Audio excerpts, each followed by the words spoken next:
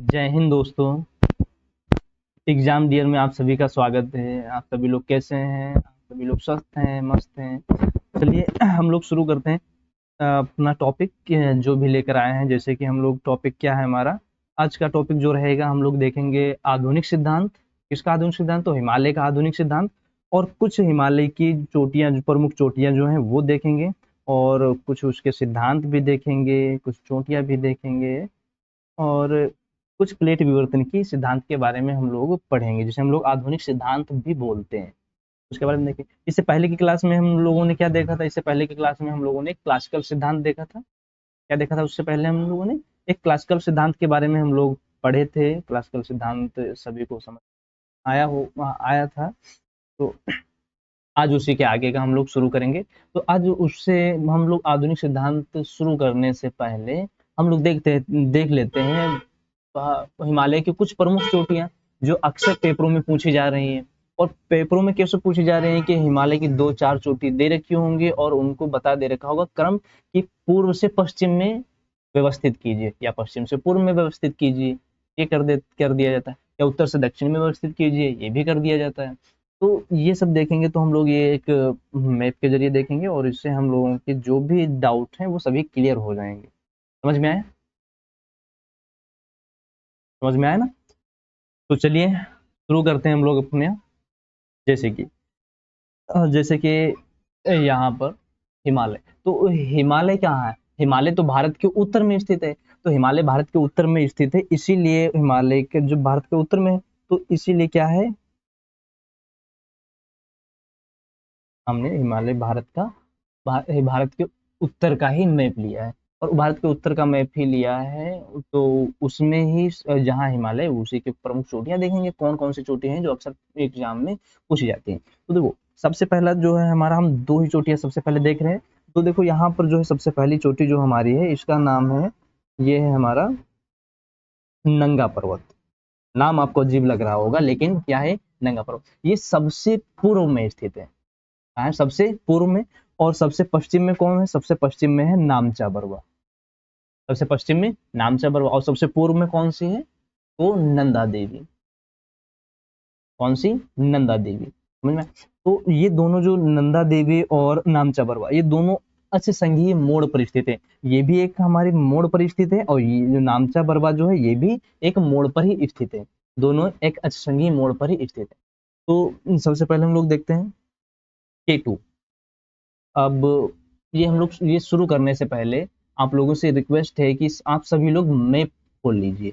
और मैप कौन सा वाला खोलना है? तो भारत का नक्शा खोलना है, भौतिक मानचित्र देखना है। भौतिक मानचित्र कोई भी एटलस हो, किसी भी एटलस में सभी में दिखेगा। और अगर उसमें भी अच्छे से नहीं दिख रहा है तो आगे हम अगले पेज पर बढ़ेंगे तो कश्मीर का मैप खोलेंगे।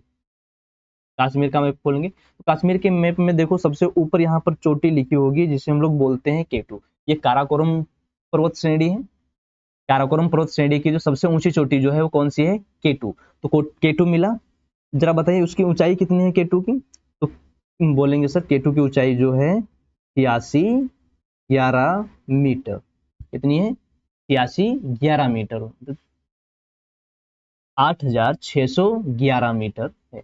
तो आप लोग ये भी जानते होंगे कि भारत की सर्वोच्च चोटी है।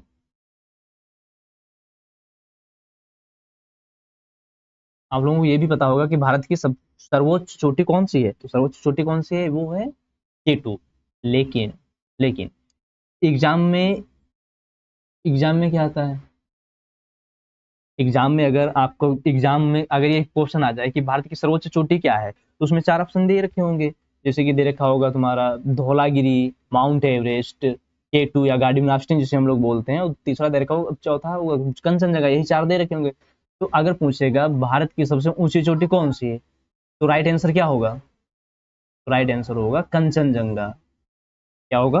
कंचनजंगा। क्यों कंचनजंगा? क्यों? क्योंकि हमारे भारत की सबसे ऊंची चोटी तो K2 है, कंचनजंगा कैसे हो गई? सोचो। देखो, जो K2 है वो कहाँ है? वो पीओके में है। कहाँ है वो? पीओके में। और पीओके किसके पास है? पाकिस्तान के पास। तो हमारे भारत की सबसे ऊंची चोटी कौन सी हो गई? तो सबसे ऊंची चोटी हो जाती है कंचनजंगा, जो सिक्किम में स्थित है। समझ में आया?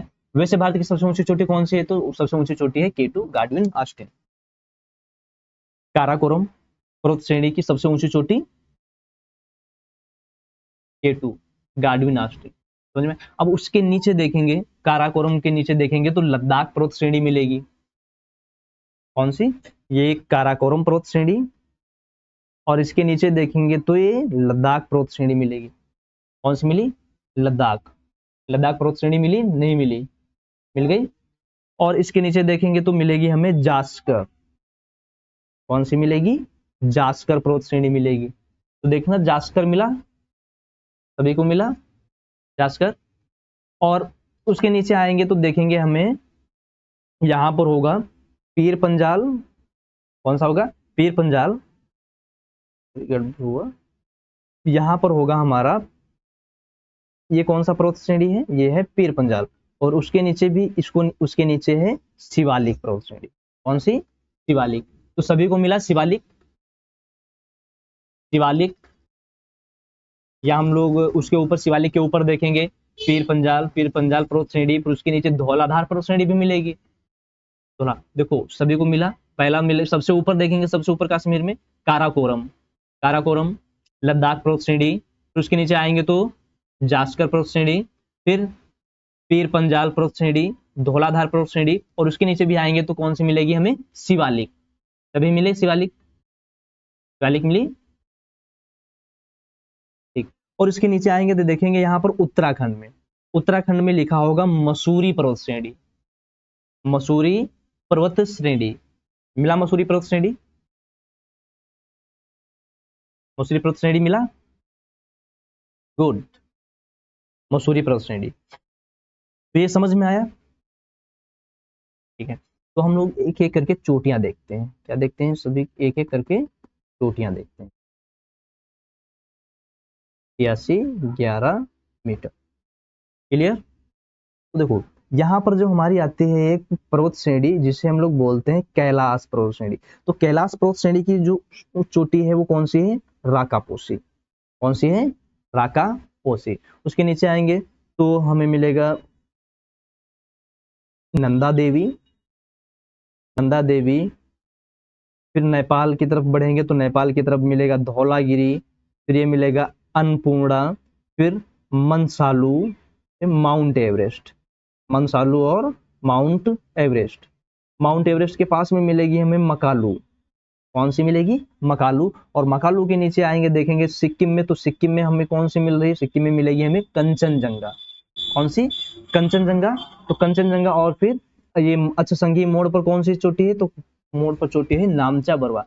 ध्यान से देखेंगे तो ये हमें भारत के उत्तर में दिखेगी। कहाँ दिखेगी? हमें भारत के उत्तर में मिलेगी, समझ में। और यहाँ पर कुछ बोल रहे हैं कि दो चोटियां और भी हैं, जैसे कि यहाँ पर बद्रीनाथ, ये भी इंपॉर्टेंट है। बद्रीनाथ और केदारनाथ, बद्रीनाथ और केदारनाथ, बद्रीनाथ और केदारनाथ मिला। बद्रीनाथ और केदारनाथ, बद्रीनाथ और केदारनाथ। तो एग्जाम की जो दृष्टि से हैं तो ये इंपॉर्टेंट चोटियां हैं, इंपॉर्टेंट पर्वत जिसे हम लोग बोल सकते हैं, इंपॉर्टेंट पर्वत है ये। एग्जाम में अगर कोई क्वेश्चन आएगा तो इन्हीं कोई ना कोई पर्वतों से आएगा, इससे बाहर नहीं जाएगा, समझ में आए। तो देखो इसे हम लोग बांट देते हैं, इसे बांटते हैं। जैसे कि यहाँ से अगर देखेंगे तो ये जो हो जाता है ये पार्ट, इसे हम लोग बांट देते हैं। ये कौन सा है? ये कश्मीर या पंजाब हिमालय। वैसे तो इधर नदियों के हिसाब से बांटा जाता है, तो हम लोग ऐसे सिंपल सा बांट रहे हैं। तो कौन सा? ये कश्मीर, और जिसे हम लोग पंजाब हिमालय बोलते हैं। उसके पास में देखेंगे कश्मीर और जो उत्तराखंड का जो हिस्सा है तो उसे हम लोग, उसे क्या बोलते हैं? उसे बोलते हैं कुमाऊं हिमालय, कुमाऊं हिमालय। और ये वाला जो हिस्सा है, ये वाला जो पार्ट है, ये इतना पार्ट नेपाल का जो भी है तो उसे हम लोग बोलते हैं नेपाल हिमालय। और बाकी जो बचा इधर का, वो ये वाला जो है, ये जो हिस्सा है, ये कौन सा हिस्सा आ जाता है? ये आ जाता है असम हिमालय। तो इसे हम लोग बोलते हैं असम हिमालय, समझ में आए। कश्मीर हिमालय, कुमाऊं हिमालय, नेपाल हिमालय और असम हिमालय, ये इस प्रकार से इसे बांटा गया है। तो कुछ चोटियां जो प्रमुख चोटियां हैं समझ में आई। तो सबसे सबसे पूर्व में कौन सी है? सबसे पूर्व में है नंदा देवी, फिर राकापोसी, फिर K2, बद्रीनाथ, केदारनाथ, नंदा देवी, ये नंगा पर्वत है, ये नंदा देवी, धौलागिरी,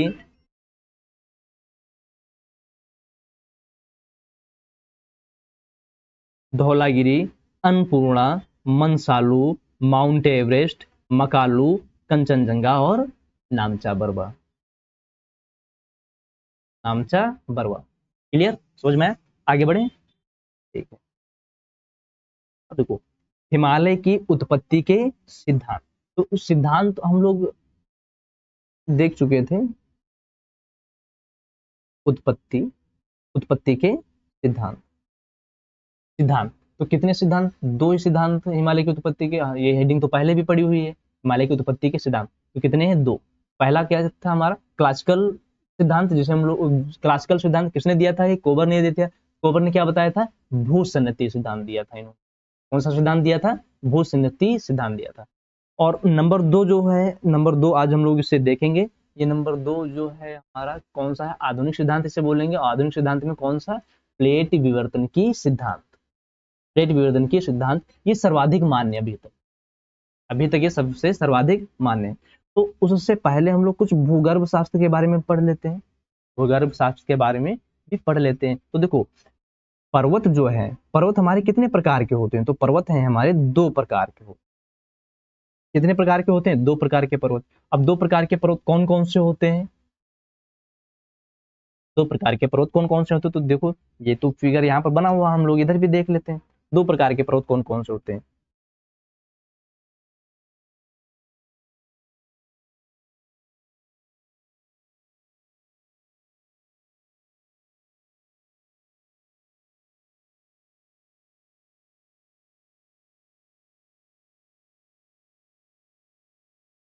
ये हो जाता है, इसे हम लोग बोलते हैं वलित। क्या बोलते हैं इसे? वलित बोलते हैं। और एक है, एक और है, ये हो गया कैसा कैसा पर्वत? वलित पर्वत, जिसे हम लोग फोल्ड माउंटेन भी बोलते हैं। Fold mountain.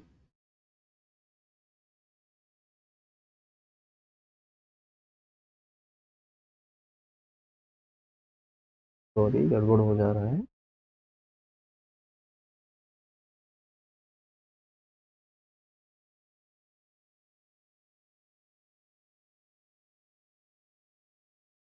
वलित पर्वत और एक हो जाता है फोल्ड माउंटेन।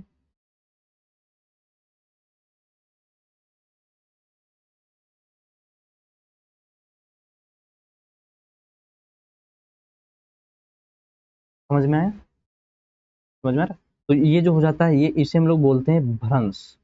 ये क्या होता है? भ्रंश। और भ्रंश जो हो गया तो इसे हम क्या बोलेंगे? कौन ये इस वाले पर्वत का क्या नाम हो जाता है? इस वाले पर्वत का नाम हो जाता है भ्रंशोत्थ पर्वत। क्या हो जाता है? भ्रंशोत्थ पर्वत। और ये वलित पर्वत। समझ में? तो अब वलित पर्वत और भ्रंशोत्थ पर्वत का निर्माण कैसे होता है? तो देखो जैसे कि यहाँ पर, यहाँ पर दिख रहा है ना, ये दिख रहा है अच्छे से। ठीक, तो देखो जैसे कि यहाँ पर एक, यहाँ पर क्या है हमारा? ये एक भूसन्नति क्षेत्र है। और भूसन्नति क्षेत्र में क्या भरा हुआ है? भूसन्नति क्षेत्र में, भूसन्नति क्षेत्र में क्या है? भूसन्नति क्षेत्र में जैसे कि हमारी अवसादी सेल है।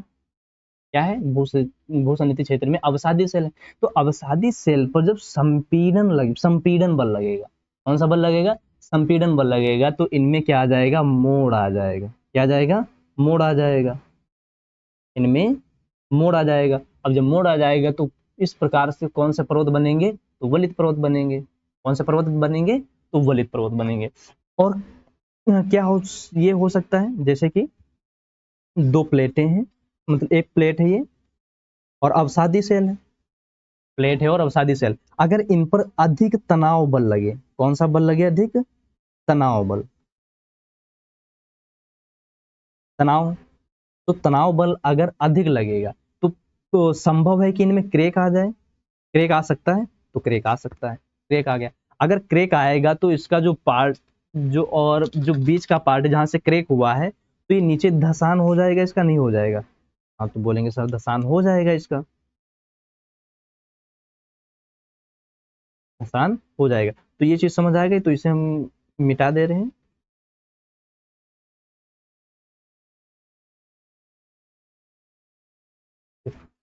जैसे कि ये प्लेट है, ये प्लेट है, और प्लेट कैसी बनी हुई है, तो प्लेट बनी हुई है अवसादी सेल से, तो इसमें अवसाद भरे हुए हैं। क्या है, इनमें अवसाद भरे हुए हैं। तो संभव है कि अगर इन पर तनाव बल लगेगा, क्या है, अगर इन पर तनाव बल लगेगा,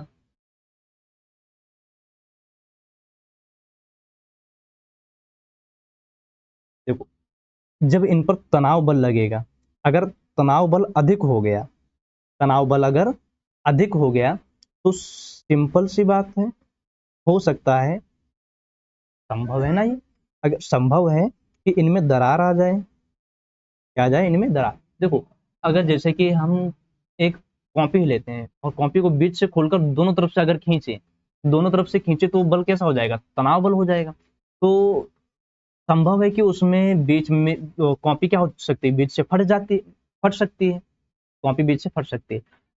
तो अगर तनाव बल अधिक होगा, तनाव बल अधिक होगा, तो प्लेट में क्या क्रैक आ सकते हैं, हाँ संभव है, क्रैक आ सकते हैं। अगर प्लेट में क्रैक आए और तनाव बल कार्य कर रहा, तो ये वाला, ये तो पार्ट आगे जाएगा, ये भी पार्ट इधर बढ़ेगा, लेकिन बीच का जो पार्ट है उस पर वो तो वहां से तो क्रैक, वो तो अलग हो गया प्लेट से, तो उसका धसान नीचे की तरफ हो जाएगा। वो कहाँ चला जाएगा, उसका धसान हो जाएगा। क्या हो जाएगा, इस पार्ट का धसान हो जाएगा। ये समझ आया। तो ये जब धसान हो जाएगा तो कैसा दिखने लगेगा, तो ये कुछ हमें इस प्रकार से दिखेगा।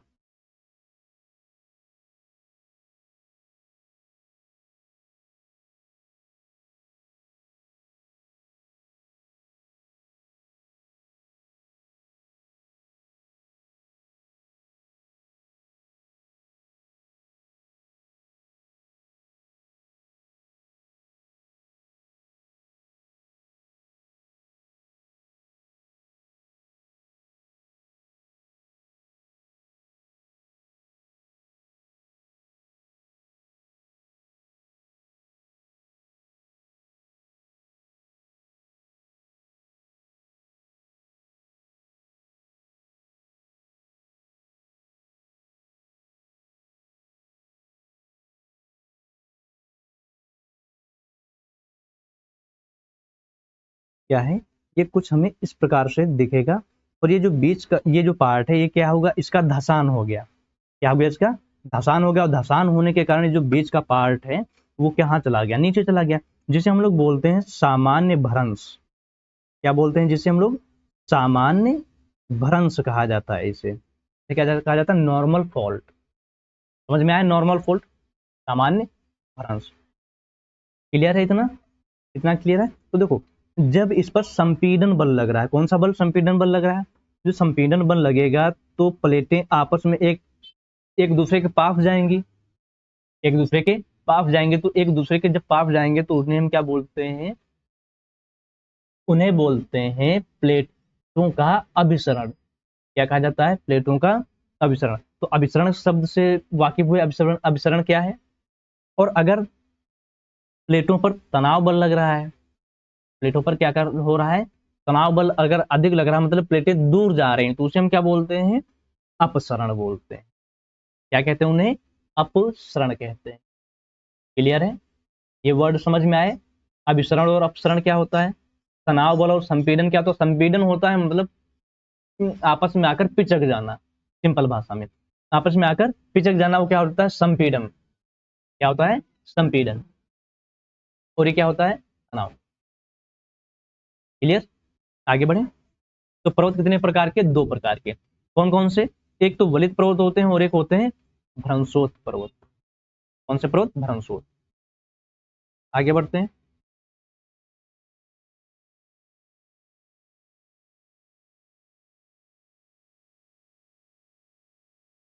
आगे देखते हैं, आगे देखते हैं। जैसे कि ये हमारी जो है सेल कैसी है, अवसादी सेल। ये सेल क्या है, अवसादी है, और इसमें क्या, सभी अवसाद भरे हुए हैं, अवसाद भरे हुए। अवसाद का उदाहरण क्या है, अवसादी सेल में क्या हो सकता है, तो प्रचुर मात्रा में क्या पाया जा सकता है, पाया जाता है इसमें चूना पत्थर मिलेगा, रेत पत्थर मिलेगा, चूना पत्थर और रेत पत्थर। जब इस पर संपीड़न बल लगेगा। कौन सा बल? संपीड़न। तो इनमें मोड़ आ जाएगा। क्या आएगा? इनमें मोड़ आएगा।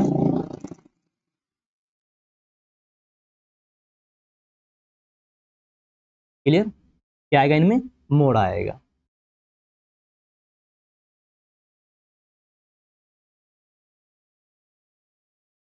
मोड़ आएगा। अगर मोड़ आया तो इन्हें हम कौन सा पर्वत बोलेंगे? तो तार पर्वत, या हम कह सकते हैं ये अवसादी भी पर्वत होते हैं। अवसादी भी पर्वत होते हैं। तो अवसादी पर्वत कैसे होते हैं? जब इन पर संपीड़न बल कार्य करता है। जब इन पे संपीड़न बल कार्य करता है तभी क्या होता है? ये अवसादी पर्वत बनते हैं। अवसादी पर्वत कैसे बनते हैं? तो अवसादी सेल से ही बनते हैं। अवसादी सेल से कैसे? तो अवसादी सेल में जब संपीड़न बल लगता है। संपीड़न बल क्या है? प्लेटों का अभिसरण। समझ में आया? क्लियर? देखो आगे हम देखते हैं अवसादी। आगे देखते हैं चट्टाने। तो चट्टाने जो होते हैं अग्नेय व कायांतरित सेल। अग्नेय व कायांतरित सेल। अग्नेय व कायांतरित सेल। अग्नेय सेल क्या होते हैं? वो होते हैं ग्रेनाइट। क्या होते हैं अग्नेय सेल? ग्रेनाइट होते हैं। समझ में? क्या होते हैं? ग्रेनाइट। और कायांतरित में क्या होता है? नीस, शिस्ट, क्वार्टजाइट और फिलाइट। नीस होता है, शिस्ट होता है, क्वार्टजाइट होता है और फिलाइट होता है। ये सभी चट्टानें कैसी हैं? ये सभी चट्टानें कठोर हैं। कठोर का मतलब बहुत ही कठोर चट्टानें, बहुत ही कठोर चट्टानें हैं। क्लियर? मतलब इतना समझ में आ रहा नहीं आ रहा है? कठोर चट्टानें इतना समझ में, इतना समझ में आया? तो देखो, अब कठोर चट्टानें तो देखो, ध्यान से सुनना। अगर थोड़ा सा भी मिस किए तो गड़बड़ हो जाएगी। ध्यान से सुनना। देखो, ये एक चट्टान है, कठोर चट्टान। क्या है? कठोर चट्टान है। तो कठोर चट्टान में क्या पाया जाता है? जैसे कि जैसे ग्रेनाइट सेल होंगे, तो यहाँ पर सेल भी जैसे कि हम सेल होंगे। ये कठोर चट्टान है। ये कठोर चट्टान। क्लियर? समझ में आ रहा ना? कठोर चट्टान है।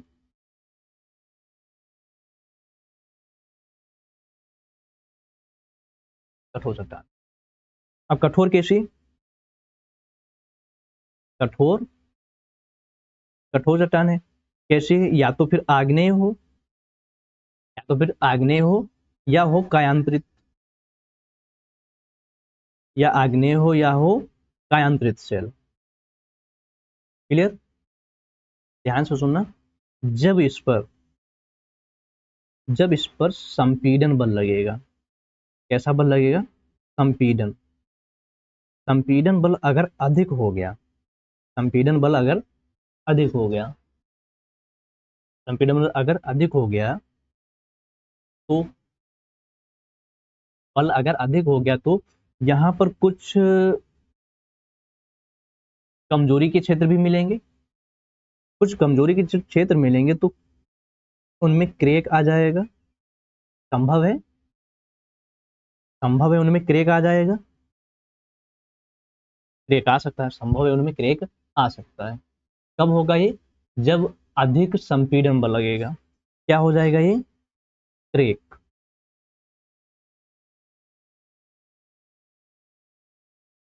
क्रैक आ जाएगा। क्रैक मतलब समझते हो क्या होता है? क्रैक आ जाएगा इसमें। क्रैक आ जाएगा और संपीड़न बल अधिक लग रहा है। संपीड़न बल अधिक लग रहा है।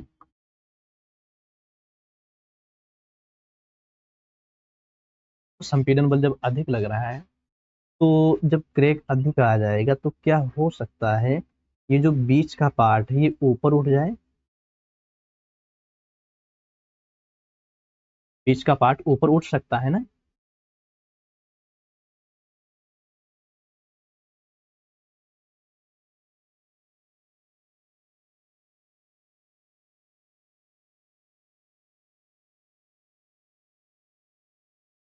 ये जो है बीच का पार्ट ऊपर उठ सकता है।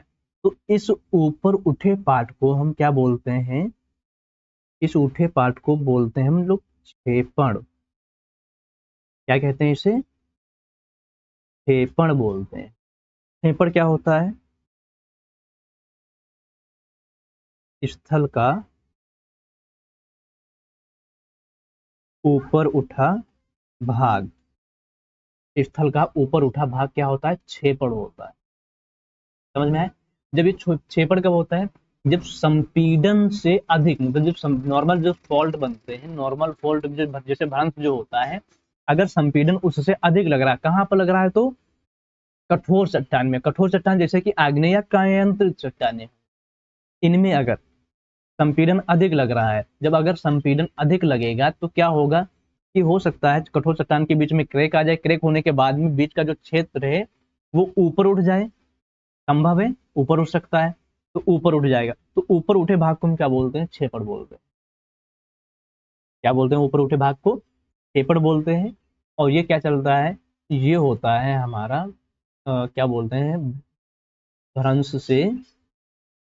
भ्रंश जो होता है वो नीचे को जाता है, और ये भ्रंशन होता है, ये भी एक प्रकार का ही भ्रंशन है, लेकिन इस भ्रंशन को हम क्या बोलते हैं? विपरीत भ्रंशन। क्या कहते हैं इसे? विपरीत भ्रंशन कहते हैं। क्लियर है? समझ में है ना? ये जो भाग है, ये भाग कहाँ है? ये ऊपर उठ जाएगा। क्लियर? अब देखो, जो सेल होते हैं हमारे, जो सेल होते हैं वो कितने प्रकार के होते हैं? 3 प्रकार के। सेल कितने प्रकार के? 3 प्रकार के। तो सेल कौन कौन से? जैसे कि आग्नेय सेल। कौन से? आग्नेय सेल, अवसादी सेल और कायांत्रित सेल। आग्नेय सेल, अवसादी सेल और कायांत्रित सेल। देखो, आग्नेय सेलों का जब अपर्दन होता है, आग्नेय सेल का जब अपर्दन होता है, अब अपर्दन कैसे होता है? तो अपर्दन वायु से होता है, जल से होता है, जल से और वायु से अपर्दन होता है। तो अपर्दन से कौन से सेल बनते हैं? अपर्दन से बनते हैं हमारी अवसादी सेल। अवसादी सेलें बनती हैं। अवसादी सेलें किससे बनती है? तो आग्नेय चट्टानों का जब अपर्दन होता है तो अवसादी सेल बनती है, और अवसादी सेल से ही क्या बनता है? मृदा निर्माण होता है, जिसमें हम लोग खेती करते हैं, किसानी करते हैं, तो फसल उगाते हैं इसी में।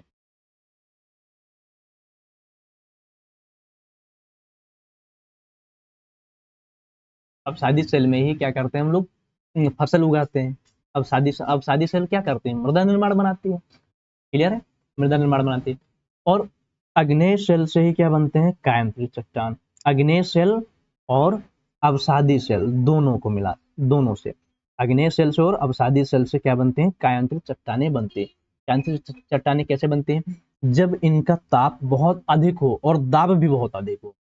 जब ताप और दाब दोनों ही बहुत अधिक होते हैं, तब ये चट्टाने किस में चेंज हो जाती हैं? ये चट्टाने हो जाती हैं कायांत्रित चट्टानों में बदल जाती हैं।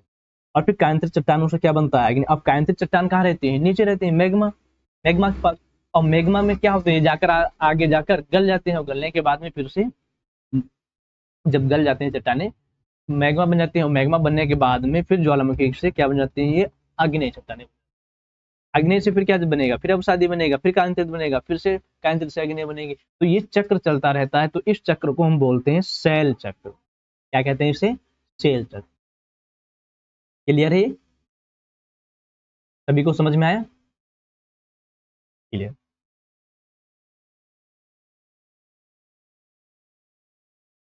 ओके। तो आज के लिए क्षमा चाहते हैं बच्चों।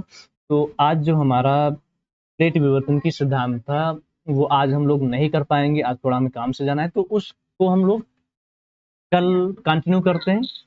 कल हम उसे समाप्त कर लेंगे।